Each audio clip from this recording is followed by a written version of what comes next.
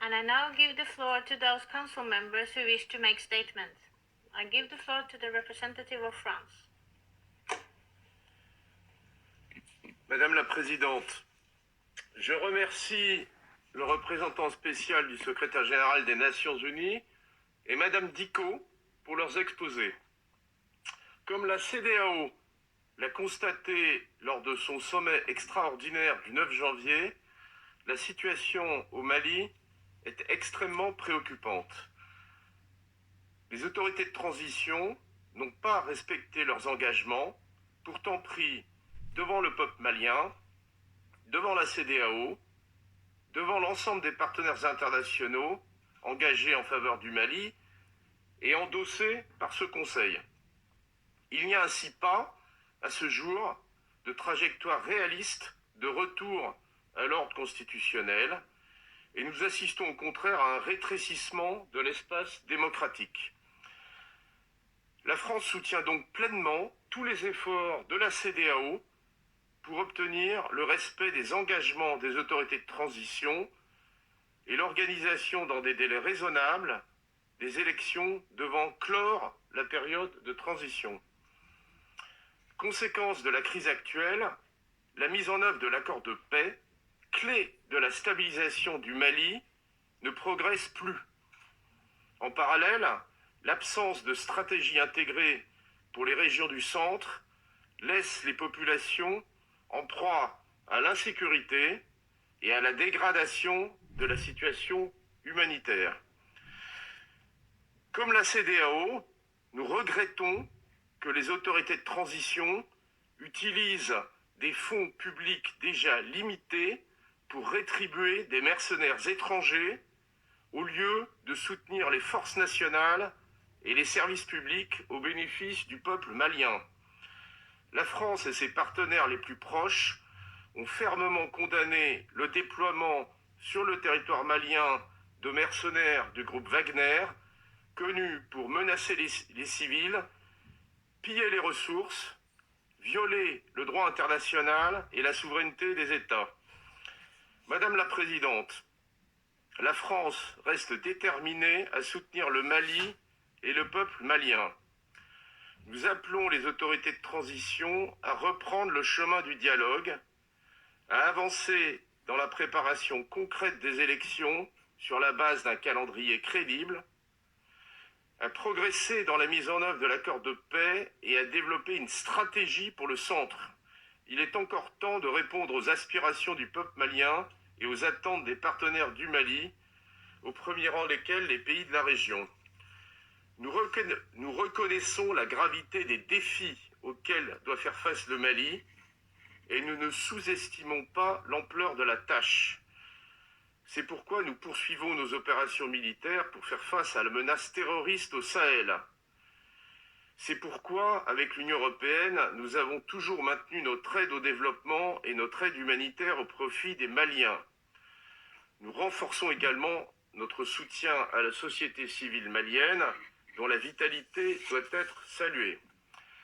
La France réaffirme son appui à la MINUSMA et au représentant spécial, et elle salue l'engagement des pays contributeurs de troupes. Nous sommes très préoccupés par les risques que fait courir le déploiement des mercenaires du groupe Wagner au bon accomplissement du mandat de la MINUSMA.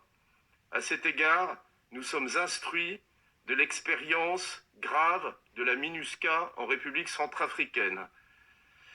En conclusion, nous poursuivrons nos efforts pour répondre aux besoins des Maliens.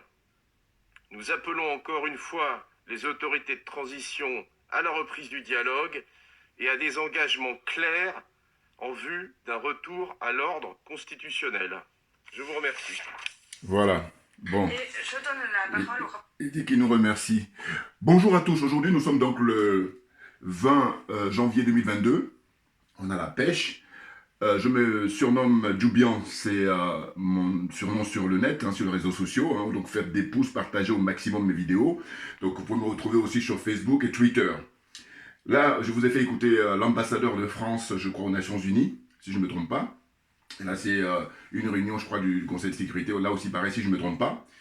Et ce à quoi ça me fait penser, très rapidement, avant que je fasse lecture de mes notes, c'est que, souvenez-vous de l'intervention de Dominique de Villepin.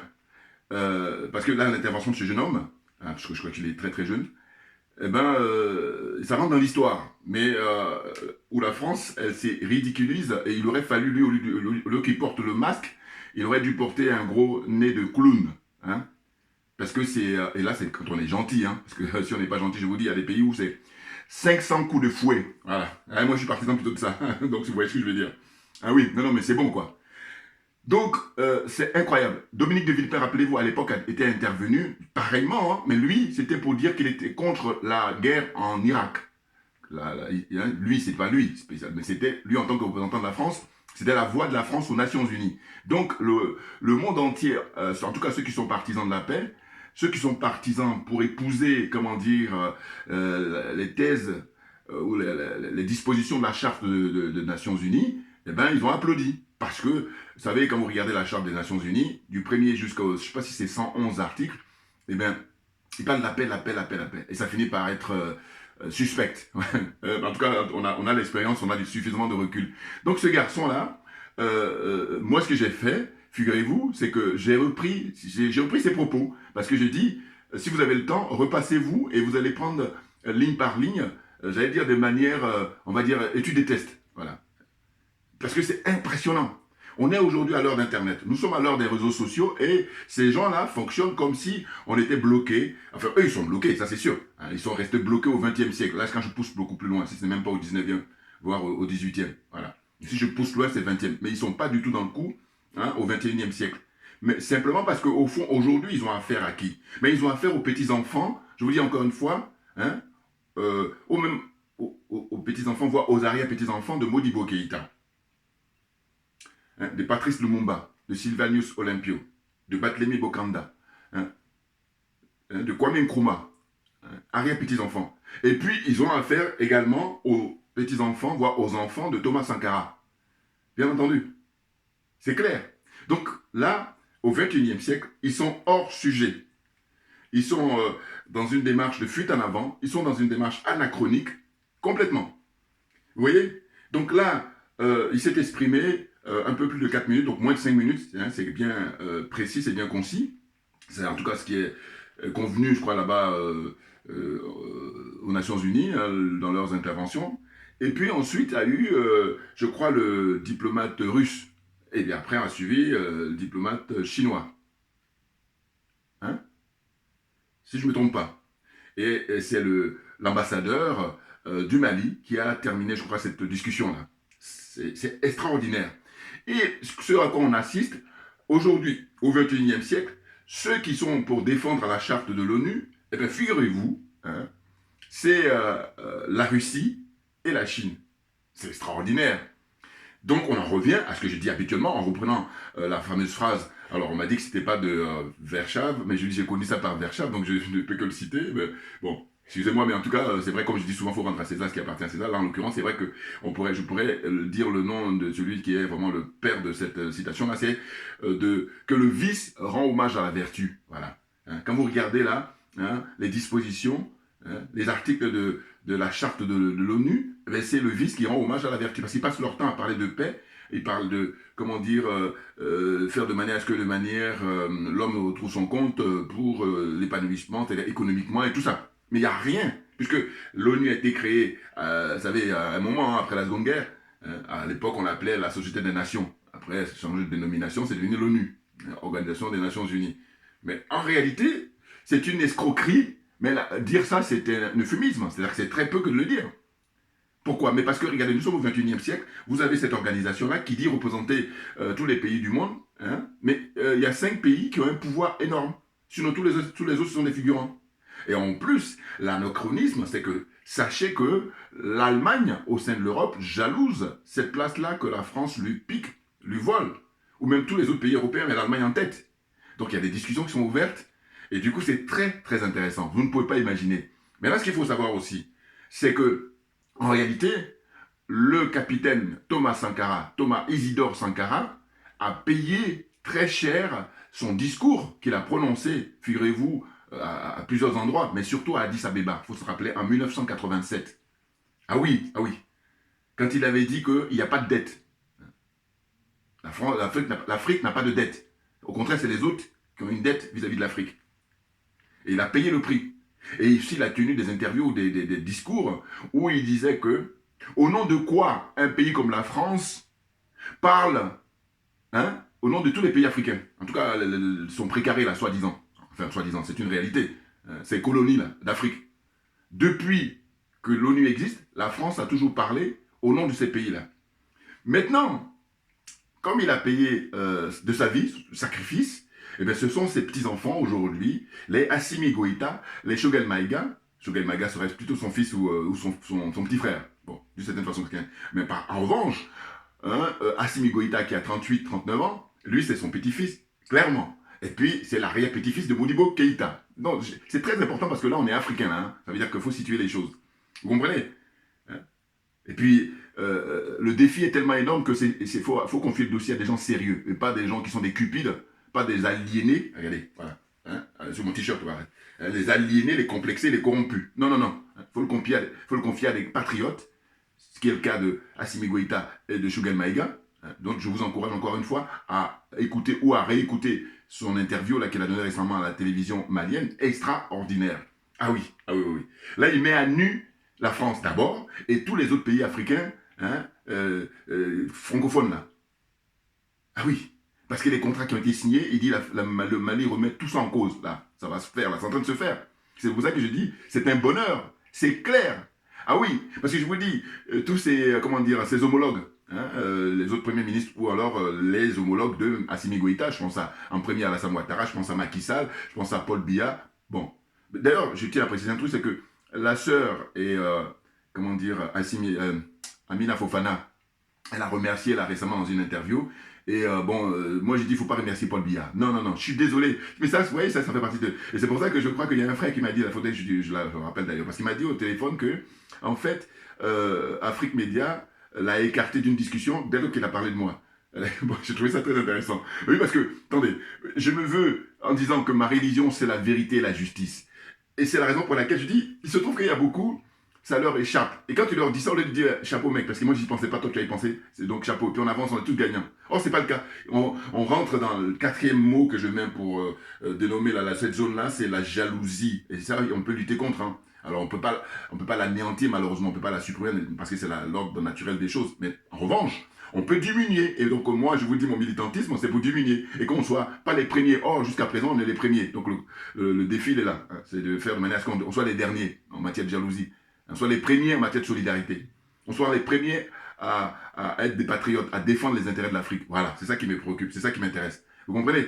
Donc en fait, ce que je voulais dire, c'est qu'elle a salué Paul Biya en le considérant très rapidement comme étant un panafricain. Donc je dis non, non, non, non. Hein, l'honorable Amina Fofana, j'aime beaucoup, mais là non. Enfin, si j'étais, parce qu'on ne se connaît pas, mais en tous les cas, si elle a l'occasion de voir mes vidéos, là, il ne faut plus dire ça. C'est pas un panafricain du tout. Pourquoi? Mais parce que je dis, si vous dites Paul Biya est panafricain, si vous dites Idriss Déby est panafricain, mais vous faites injure aux authentiques panafricains qui, eux, parce que je vous dis toujours qu'il y a l'histoire du nègre de maison. Paul Biya, qu'on le dise ou non, c'est un nègre de maison. Idriss Déby, c'est un nègre de maison. Bon, ceux qui détiennent même les flambeaux, bon, évidemment, parce que c'est une question de degré aussi. Hein. Alassane Ouattara, Bazoum du Niger, qui encore hein, j'allais dire, Macky Sall du Sénégal, voilà. Hein. Et puis aussi l'autre du Bénin, là. C'est un nègre de maison. Il fait le malin, cupide. C'est le matériel, c'est moi qui l'intéresse. Voilà la vie. Je parle de... comment il s'appelle Patrice Talon, du Bénin, nègre de maison. Donc ce que je voulais dire, c'est que c'est faire injure donc aux vrais et authentiques panafricains. Ah ben oui. Non, parce que ces gens-là, quels risques ils prennent? Alors que je disais précédemment que Thomas Sankara a sacrifié de sa vie. Modibo Keïta a sacrifié de sa vie. Patrice Lumumba, hein, Patrice Emery Lumumba a sacrifié de sa vie. Hein? Ahmed Sékou Touré a sacrifié de sa vie. Il a été ostracisé, il a même été empoisonné aux États-Unis. Les choses sont claires pour moi. Comptez pas sur moi pour faire de la complaisance, faire des compromis ou tourner autour du pot. Non, non, non. Dans le mille. Ah oui. J'ai dit ma religion, c'est la vérité, la vérité et la justice. Vous pensez bien que, voilà. Hein, sinon, ça n'a plus de sens. On est d'accord. Voilà. Donc, je veux pas. J'ai tellement de choses à raconter, vous imaginez.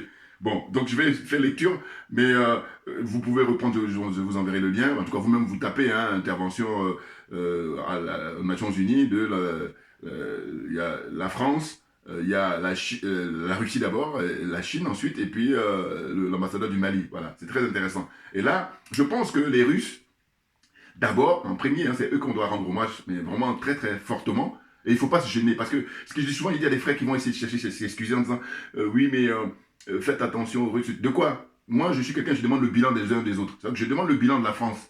La France, son bilan depuis qu'elle a tous ces pays-là, africains. Le bilan.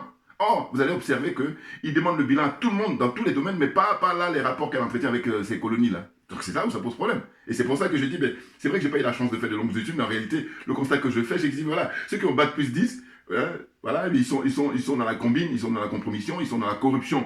Et c'est la raison pour laquelle, dans ces genres de débats, dans ces genres de discussions-là, ils ne peuvent pas faire le poids, et je dis même, ils sont disqualifiés. Voilà. Ah non, il faut gagner du temps, parce que je dis toujours, quand tu n'as pas compris, on peut traîner les pieds, mais une fois que tu as compris, pourquoi on perd du temps? Donc on accélère, parce qu'il y a plein de choses à traiter. Donc voilà, on n'a pas le temps. Assimi Goïta. Voilà. Donc, ce que j'allais dire, c'est que c'est clair. Hein.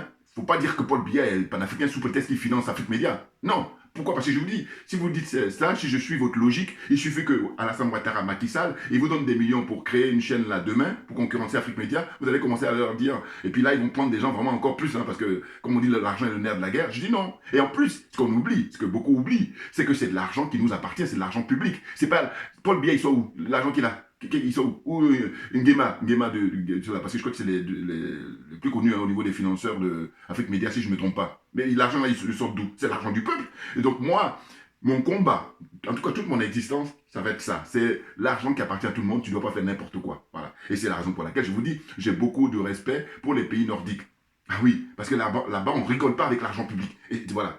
Donc, et même, un jour, j'ai pensé à ça il y a longtemps, hein, mais j'ai dit, je fais une vidéo sur les ambassadeurs, hein, qui sont dans les ambassadeurs africains qui sont dans ces pays-là. Voilà. Quel rapport ils font chaque année? Voilà. Des cupidités, j'ai une Mercedes, j'ai la plaque d'immatriculation CD, un corps diplomatique, et puis voilà, n'importe quoi, trop léger. Je vous dis, l'enjeu est énorme. Donc maintenant, il faut confier les postes à des gens qui soient intègres, parce que c'est de l'argent, c'est le bien public. Donc on ne doit pas rigoler avec ça. Longtemps, on a rigolé avec ça, c'est fini maintenant. Hein. Game is over. Les jeux sont terminés, maintenant on va passer aux choses sérieuses. Voilà, c'est de ça dont il s'agit. Alors donc, je vais lire là, excusez-moi pour la lecture parce que je ne suis pas très très fort, mais en tous les cas, je vais lire rapidement, hein, et puis je vais continuer. C'est que, je reprends les propos du monsieur parce que c'est un clown. Et puis je dis là encore, quand je dis clown, je suis gentil, hein, parce que je dis, moi, je regarde les infos, que je regarde dans certains pays, c'est 500 coups de fouet, voilà, puis on avance. Non mais n'importe quoi, faut arrêter à un moment donné. Donc qu'est-ce qu'il dit? Je reprends ses propos, hein, voilà. Il dit, comme la CEDEAO a constaté hein, le 9 janvier 2022, les autorités de la transition n'ont pas respecté leurs paroles et leurs engagements. La France qui dit ça aux autres. Or, la charité bien ordonnée commence par soi-même, on est d'accord. Vous comprenez? Donc j'ai fait étude de test là, de son petit discours là, qui dure 4 minutes, son intervention là-bas. Hein? Vous donnez des leçons aux autres, il faut déjà que hein, tu sois nickel. Or, la France, c'est le pays qui est spécialiste pour le déni, mais champion du monde. Moi, je donne le prix Nobel à la France pour le déni. Ils font que ça, c'est dans leur existence. N'importe quoi. Et qu'est-ce qu'il dit encore? Il dit, nous assistons à un rétrécissement de l'espace démocratique. Mais non, mais déjà, commence à appliquer la démocratie dans ton propre pays. Hein? J'ai prévu de faire une vidéo là sur le vote des parlementaires français. Vous vous rendez compte? Il y a 215 députés qui ont voté pour le pass vaccinal. N'importe quoi. Dans une, comment dire, une institution, je parle du Parlement français, hein, qui compte 577 députés. Vous vous rendez compte? Une loi aussi grave, aussi importante. 215 voix pour. Et puis 58, je crois, qui sont contre. Et il y en a 7 qui s'abstiennent. Les 7 qui s'abstiennent là, moi je dis, sont pires même que ceux qui ont voté pour ou ceux qui ont voté contre. Voilà. Parce que tu t'abstiens quoi? Passe vaccinal, tu te prononces, c'est oui ou c'est non. C'est pas. Ouais. Mais ça, les 7 là, eux, c'est vraiment. Eux, ils ressemblent plus aux Français. Ça. Voilà. Et je me mouille pas et puis je suis là. N'importe quoi. Allez, on avance. La France soutient pleinement tous les efforts. Là, je vous dis encore une fois, je reprends le discours qu'a prononcé ce jeune homme là. Hein. La France, donc il se dit, la France soutient pleinement tous les efforts de la CEDEAO. Voilà, là, la France se démasque là. Ah oui, on a toujours dit que c'est la France qui est derrière la CEDEAO. Donc, à travers lui, son intervention et son discours, c'est ça. La France, bat les masques. Bat les masques. Les choses sont claires. Et puis, j'aime bien... Allez-y lire, les commentaires sont très intéressants aussi. De part et d'autre, pas spécialement pour moi. Mais j'aime bien les gens qui interviennent, qui disent « Ah, on ne savait pas. Maintenant, on sait que la France est un pays africain. » Voilà. Là, c'est vraiment être gentil hein, dans l'ironie. On va ironiser comme ça, voilà. Parce que sinon... Attention, c'est calme. Alors, donc la suite, il dit quoi? Il dit, la France soutient pleinement tous les efforts de la CEDEAO pour obtenir le respect des engagements des autorités de la transition et l'organisation dans un délai raisonnable des élections devant clore la période de transition. Là, ils ont les sueurs froides là, avec Assimi Goïta et puis Choguel Maïga. Parce que, vous savez, quelqu'un qui est un braqueur, quand vous sortez les lampadaires, quand vous sortez les projecteurs, mais le mec, qu'est-ce que vous voulez qu'il fasse si ce n'est qu'être mal à l'aise et puis prendre la fuite? Mais on aimerait bien que la France prenne la fuite. Mais d'une certaine façon, ces gens de discours-là, c'est des discours de fuite. Et puis ils sont en train de chialer. On n'a pas le temps, Assimi Goïta. Donc voilà, la suite. La mise en place de l'accord de paix ne progresse plus. En parallèle, l'absence de stratégie intégrée pour les régions du centre laisse les populations en proie à l'insécurité et à la dégradation de la situation humanitaire. Mais moi, quand j'entends ça, quand il dit ça, je dis, mais monsieur, quel est votre bilan depuis que vous êtes là-bas 8-9 ans? Quel est votre bilan? Sortez votre bilan. En plus, vous, avec tous les moyens dont vous disposez, satellites qui vous ont été donnés par les Américains, vous et puis après les autres pays européens qui viennent en rescousse parce que vous leur avez demandé en leur disant que nous, pour la question africaine, laissez-nous, nous sommes spécialistes. Et puis eux aussi vous font confiance. Pourquoi? Parce que quand vous venez faire le braquage, après vous partagez les butins, sachant que vous êtes d'abord les premiers à vous servir, les Américains aussi, et puis les autres, ils ont peut-être des trucs. Ouais, l'argent des Africains, depuis toujours. Voilà. C'est sont clairs. Donc, il se permet de dire ça. Mais pourquoi depuis ce temps-là? Et puis d'ailleurs, même là, si on suit les articles de l'ONU, enfin la charte de l'ONU, eh bien normalement, tout cet argent que vous mettez dans l'armement, vous pourriez mettre à la disposition de l'être humain, et puis on sait tous bien, tout le monde y trouverait son compte, tout le monde sans exception. Or là, le constat qu'on fait, c'est que vous construisez des armes, et puis vous passez votre temps à tuer vos propres, j'allais dire semblables, hein, les êtres humains. Voilà, donc fermez votre gueule. Excusez-moi d'être vulgaire. Non, mais parce qu'à un moment donné, c'est le minimum, parce qu'il faut répondre à ces gens-là. Alors, comme la CEDEAO, nous regrettons voilà, que les autorités utilisent les fonds publics. Ah, mais là, je dis, mettez-lui le nez de clown. Parce que lui, il dit que la France donne l'argent, donne des millions pour corrompre là-bas les gens, et puis, bah quoi, il dénonce le fait. Non, mais ça peut prêter qu'à rire. Non, mais attendez, mais je vous dis encore une fois, quand on rit, c'est vraiment pour jouer les softs. Mais autrement, c'est 500 coups de fouet. Voilà, vous voyez, suivez mon regard. Non, mais c'est fatigant. Hein, il dit comme la CEDEAO, nous regrettons que les autorités utilisent des fonds publics déjà limités voilà, pour rétribuer des mercenaires étrangers au lieu de soutenir les forces nationales et les services publics au bénéfice du peuple malien. Mais non, mais voilà, j'ai déjà dit, hein, j'ai dit que l'argent que vous prenez pour construire des armes, ben, donnez cet argent-là pour construire des écoles, pour construire des hôpitaux, hein, et puis pour l'éducation des peuples, hein, dans le sens où tout le monde est gagnant. Et pas que toi, tu as 10 quand lui, il n'a rien, ou il a 0 ou 5 centimes. Ça n'a pas de sens. Voilà. Donc notre combat que nous menons au quotidien, c'est justement renverser tout ça. Arrêter toute cette escroquerie-là. Et à la suite, il dit quoi? Il dit, la France et ses partenaires les plus proches ont fermement condamné le déploiement sur le territoire malien de mercenaires du groupe Wagner. Voilà, ça c'est par contre c'est leur chanson ça. Hein. Alors là c'est le refrain Wagner. Ouais, et puis quand on fouille bien, les gens des spécialistes ont précisé que c'est fait à dessein, c'est-à-dire c'est vraiment, c'est étudié. C'est pas par hasard comme ça qu'ils insistent sur Wagner, parce que quand on regarde l'histoire de ce compositeur-là, vous savez, musique classique, voilà. Mais il paraît qu'il n'était pas clair, lui. Et c'est pour ça que, comme ils ont ce qu'on appelle, je parle, la propagande, pour noyer les gens, c'est pour ça que le peuple français est lobotomisé, parce qu'ils ont pour habitude de ça. Hein. Je me définis comme accessoirement spécialiste de la France. Hein. Et puis aussi, je suis un panafricain très convaincu, vous comprenez? Donc c'est ma qualité d'accessoirement spécialiste de la France que je dis, je les connais. Et que ceux qui veulent faire le malin pour me défier ça, faites des vidéos comme moi, pour expliquer les choses. Sinon, ferme-la, et définitivement. Hein, un clin d'œil au frère Mbalambala. Hein, ferme-la. Alors, on poursuit. Donc, il disait, voilà, les mercenaires, mais attendez, la France et puis les États-Unis, eux, ça fait des décennies qu'ils sont spécialisés là-dedans, et la France même, je parle de décennies, mais ça fait très longtemps. La Légion étrangère, qu'est-ce que c'est si ce n'est pas qu'on appelle des mercenaires? La Légion étrangère, la France a créé ça depuis très longtemps. Elle recrute des gens qui viennent du monde entier. Là, pour l'instant, c'est open bar au niveau du recrutement. Voilà. Et simplement, c'est le commandement qui est français, mais tout le reste, c'est que des étrangers. Voilà. Et c'est des mercenaires. Ils vont là pour faire le sale boulot que ne doit pas faire l'armée française, l'armée régulière. Vous comprenez? Donc il faut arrêter pour insulter. La France insulte l'intelligence des Africains depuis des siècles. Je refuse qu'on insulte mon intelligence. Mon intelligence. C'est la raison pour laquelle c'est un plaisir pour moi de faire ces vidéos. Et c'est le minimum. Voilà. Donc la suite, ça donne quoi? Eh bien, voilà. Donc il dit, et voilà, excusez-moi, il dit, donc Wagner, connu pour menacer les civils, piller les ressources. Il dit ça, le mec. Non mais attendez. On peut pas, bon, on rigole pour être gentil, mais sinon, il y a de quoi, c'est énervant, voilà, c'est écœurant. Et ils font que ça depuis toujours.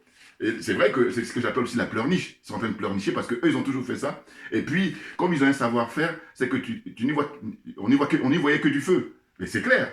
Hein, endormir les Africains, hein, ce qu'on appelle l'expression caresser dans le sens du poil, et puis les autres là, les corrompus de première classe, c'est souvent même, il suffit juste d'une promesse, et puis ils vont faire le sale boulot. Alassane Ouattara, il coupe la tête d'un jeune Kofi. Ça, j'oublierai jamais, ah non, parce que il a fait tout, hein, mais la tête du jeune Kofi qui est coupée là, ah non, toi tu vas partir de cette terre là avec ça. C'est pas possible. Non mais attendez, au nom de quoi? Qu'est-ce qui justifie ça? Faut expliquer. Ah oui, et puis ses partisans. Parce que je dis, Alassane Ouattara c'est une chose, mais ce sont ses partisans. Ah ben oui, c'est pareil. Je veux dire que Alassane Ouattara, qu'est-ce qui fait sa force? Il y a deux choses. C'est d'abord la France, en premier, et ensuite ses supporters. Sinon lui-même, il n'y a rien, que dalle. On est d'accord. C'est comme moi, là. C'est grâce à vous. Si vous ne me suivez pas, je vais parler tout seul dans mon... J'allais dire, voilà. Donc on est d'accord. Voilà, c'est dans l'ordre naturel des choses. Donc, moi, je suis pour aller à la source, aller chercher quels sont ceux qui sont à l'origine des choses. Voilà. Donc, quand je dis ma religion, c'est la vérité et la justice, je pense que ceux qui sont honnêtes, ils le reconnaissent déjà à travers mes vidéos et puis mes propos. C'est clair. Bon, ensuite... Donc, je reprends les propos de l'ambassadeur de France là, aux Nations Unies. Il dit « violer le droit international et la souveraineté des États ». Mais la France fait que ça. Les États-Unis ne font que ça. Donc, il reproche maintenant aux Russes, alors que les Russes, au contraire, au XXIe siècle, la Russie et la Chine, ce sont eux qui sont en train de défendre hein, les dispositions, je vous dis, les articles comment ça, la charte de l'ONU. C'est incroyable. Bon, alors, la France reste déterminée à soutenir le Mali et le peuple malien. Et c'est ce que j'aime bien quand il dit le Premier ministre Choguel Maïga dans son interview, il dit « Mais vous ne pouvez pas aimer les Maliens que nous-mêmes. » Ça n'a pas de sens, vous voyez. Donc l'escroquerie, elle est très flagrante. Hein? Et c'est ce que la France a toujours fait d'ailleurs pour tous ces pays-là. Donc elle dit, c'est son précaré. Donc d'une certaine façon, elle a, dans une démarche d'escroquerie comme ça, extraordinaire, hein, la bienveillance comme ça, entre guillemets, il faut mettre ça entre guillemets. Mais en réalité, ce sont ses propres intérêts. Et les Africains, quand elle est gentille, elle les considère comme des, je vous dis, des handicapés lourds. Donc les handicapés lourds, ils ont besoin d'assistance. Ils ne peuvent pas fonctionner tout seul, malheureusement. Mais la France considère les Africains comme ça. Et puis, quand elle n'est pas gentille, elle les considère comme des esclaves jusqu'à la fin de leur jour. Hein, c'est comme ça, l'esprit français. Je parle de l'élite, hein, je parle des dirigeants. Parce que le peuple de base, lui-même, il paye le prix très fort. Souvenez-vous toujours des Gilets jaunes. C'est le totem de l'oligarchie de Macron. Voilà. C'est pour ça d'ailleurs que je suis même avec Gilets jaunes là, qui sert le Mali et puis c'est aussi la France. Voilà. Donc je poursuis. Hein, il dit que la France appelle les autorités de transition. Voilà. Et ce qui est intéressant dans son discours par contre, c'est que voilà, là au moins il faut donner une petite note. Il dit plus la junte, il dit les autorités de transition. Voilà. Et donc parce qu'ils ont vu qu'ils ont en face d'eux des gens qui ont des couilles. Ah oui, ce sont des garçons, hein, ce sont des hommes. Il y a beaucoup de virilité. Ça n'a rien à voir avec Macron là. Suivez mon regard là encore aussi. Bouya, on y va. La France appelle les autorités de transition à reprendre le chemin du dialogue, à avancer dans la préparation des élections sur la base d'un calendrier crédible. Ouais. Pourquoi? Parce que depuis toujours, ils ont passé leur temps à parler des élections. Et là, je tiens à rappeler aussi, par exemple, les déclarations, les interventions de Mme Aminata Traoré, la grande dame. Tout simplement, elle, c'est une question de génération. Voilà. Elle, je vous dis toujours la classe aussi dans la catégorie des babous. C'est-à-dire que c'est des gens, ils ont un faible pour la France. Donc, si vous êtes gentils, mais laissez-nous maintenant, on va s'occuper du dossier. Laissez Amina Fofana s'occuper du dossier, la plus jeune. Laissez Assimi Goïta s'occuper du dossier. On va gagner du temps parce qu'on a tout compris, on a suffisamment de recul et donc on n'a plus de temps à perdre. Vous voyez? Donc, elle, malgré qu'elle soit modérée, mais elle a été victime maintes reprises d'humiliation. Par exemple, à l'époque, on lui a refusé le visa pour venir en France, alors qu'elle est passée même par l'Allemagne d'abord. Bon, j'avais fait des vidéos dans le passé, comme YouTube, avant que YouTube me ferme mon compte, voilà, j'avais expliqué tout ça. Vous voyez? Donc pour dire quoi? Pour dire qu'elle, je me rappelle, elle rappelait souvent, elle dit, mais on nous parle de démocratie, mais c'est pas notre problème. Hein. Parce qu'elle est d'abord anti-militariste, voilà, c'est sûr. Elle n'aime pas les militaires, que tu sois en France ou en... Voilà. Bon, premier point. Et puis deuxième point, comment dire, elle dit, mais la démocratie qu'on essaie de nous imposer, c'est l'escroquerie. Donc elle a dénoncé dans ses bouquins, tout ça, voilà. Bon, mais en fait, ce que je tiens à dire, c'est que ça dépend. Moi, j'apporte de la nuance. Parce que les militaires qu'on a au Mali, c'est dans la lignée de Thomas Sankara, c'est dans la lignée de Jerry Rawlings. C'est-à-dire, c'est des gens qui viennent pour servir l'intérêt général. Et non pas des civils, là, hein, qui sont civils, hein, pourtant, et qui sont beaucoup plus cruels que des militaires. C'est là le paradoxe. Donc, faites agir l'intelligence. Voilà. Et puis, l'honnêteté intellectuelle. On est dedans. Donc, on avance. Alors, donc il dit, la France appelle à voilà, j'ai déjà dit ça, un calendrier, j'ai déjà dit ça, et puis la suite c'est quoi? La suite c'est développer une stratégie pour le centre, voilà, ils n'ont pas fait ça depuis. Il est important de reprendre les aspirations du peuple malien. Bon, je vais arrêter parce que c'est vrai qu'il y en a qui vont dire, bon, on peut l'écouter, c'est vrai, donc je vais arrêter là. Donc vous pouvez écouter son discours et écouter, vous allez voir, et je tenais à le dire parce que je trouvais, voilà, pour terminer, j'étais juste, pour ne pas voilà, vous ennuyer avec ça, notre aide au développement et l'aide humanitaire. Du quoi? Rien fait du tout pour le bilan. Donnez-nous le bilan. Hein?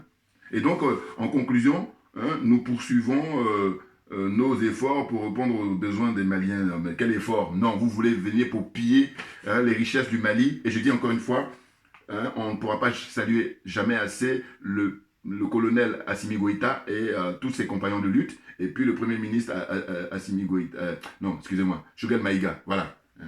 Assimi Goïta, c'est le président, son excellence, et puis Choguel Maïga, c'est le premier ministre. On ne peut pas les saluer assez parce que franchement, ils sont dans une lutte salutaire pour toute l'Afrique en général, et la zone française, il faut les aliéner, les complexer, et les corrompus, ils vont nous libérer. Vous vous rendez compte? C'est énorme. Donc n'oubliez pas la manifestation du 22, hein, dans tous les pays du monde, pour la diaspora, et puis d'abord en Afrique, au Mali là-bas, pour soutenir les autorités de transition. Donc moi j'ai dit qu'ils fassent pareil que Jerry Rawlings, c'est-à-dire minimum 11 ans au pouvoir, minimum, hein, voilà, qu'on peut faire plus.